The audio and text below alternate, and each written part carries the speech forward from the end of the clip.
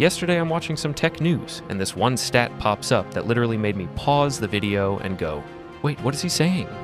Linux desktop market share hit 11.4% globally. That's up from 3.1% just 3 years ago. Linux crossed 11% desktop market share globally?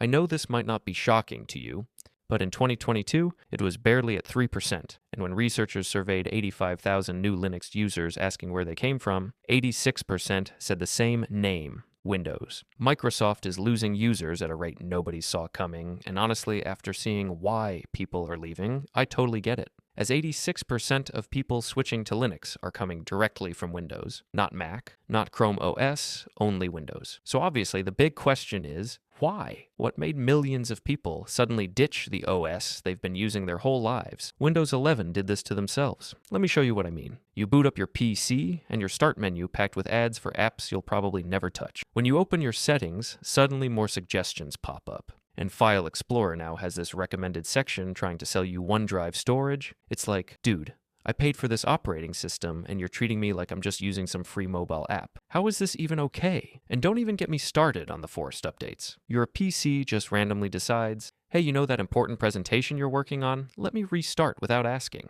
There's literally no way to permanently disable this. Then there's the whole privacy nightmare. Windows 11 introduced this feature called Recall that literally takes screenshots of your screen every few seconds. Like what? Who thought that was a good idea? But here's what really pushed people over the edge: the performance. Windows 11 is a resource hog. We're talking 4 gigabytes of RAM just sitting idle. Your CPU fan spinning up for no reason. And this is on modern hardware. Now people started asking themselves, why am I dealing with this? Okay, now let's talk about our youth. The gamers who live and breathe gaming. For the longest time, the only reason anyone stuck with Windows was games. Wanted to play? Then Windows was your home base. No exceptions. That was the law. Then Valve dropped the Steam Deck in 2022. This thing runs on Linux, specifically SteamOS, built on Arch, and it sold over 6 million units. That's 6 million gamers who suddenly discovered something mind-blowing. Their games work on Linux. Games they swore needed Windows were running perfectly, and people started testing. Gamers are nerds, so they started running benchmarks. Here's a real example that went viral. On a single PC with both Windows 11 and Pop! OS installed, Counter-Strike 2 ran at 200 FPS on Linux, while same game on Windows 11 ran at 170 FPS. That's a 15 to 20% performance boost on Linux. The post got like 900,000 views and thousands of comments saying, "Installing Linux tonight." Steam's own hardware survey tells the real story. Linux gaming was 1.4% in January 2023. By January 2025, reaches to 6.8%. Now in December 2025, it's at 9.2%. That's nearly 1 in 10 Steam users on Linux. Millions of gamers are on Linux now instead of Windows. But gaming alone doesn't explain this explosion. The real game changer is YouTube. 5 years ago, switching to Linux meant that you needed to know terminal commands, understand partitions, troubleshoot driver issues. It was not beginner-friendly, but now there are tutorials with millions of views, making it stupid easy. Some of these migration guides have crossed millions views. Creators are walking people through everything. Which distro to pick, how to make a bootable USB, installation, setting up apps, literally everything.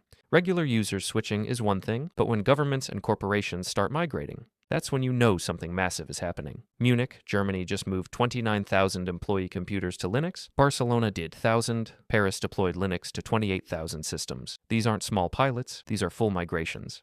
Deutsche Telekom migrated 60,000 workstations to SUSE Linux and publicly stated they saved $89 million compared to Windows 11 licensing and hardware upgrade costs. Even in the US, companies are testing waters. One manufacturing company started with 500 computers on Linux, after months expanding to 2,000 and planning full migration by 2027. When manufacturing companies, not tech startups, but actual factories are switching to Linux, you know the game has changed. Here's something that most people don't realize. Modern Linux is actually much easier to use than Windows in several ways. Let's take Ubuntu, one of the most popular Linux distributions. Installing Ubuntu is simple and fast. Even if you're completely new to computers, the installation process usually takes about 20 minutes. Compare that to Windows 11, which can take around 45 minutes often, with multiple restarts and updates during the process. Once installed, Ubuntu boots up much faster than Windows. It also uses about 40% less RAM when idle, which means your computer runs smoother and feels more responsive. You won't find any pre-installed junk like Candy Crush, Cortana, or annoying assistants like Copilot constantly popping up.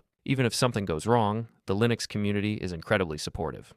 On forums like r/Linux4Noobs, you can ask any question and get clear, step-by-step answers in minutes. And that's the real difference. When something breaks on Windows, you wait for a patch. When something breaks on Linux, thousands of people are ready to help you fix it step by step. Maybe the year of Linux wasn't about number, maybe it was about community all along.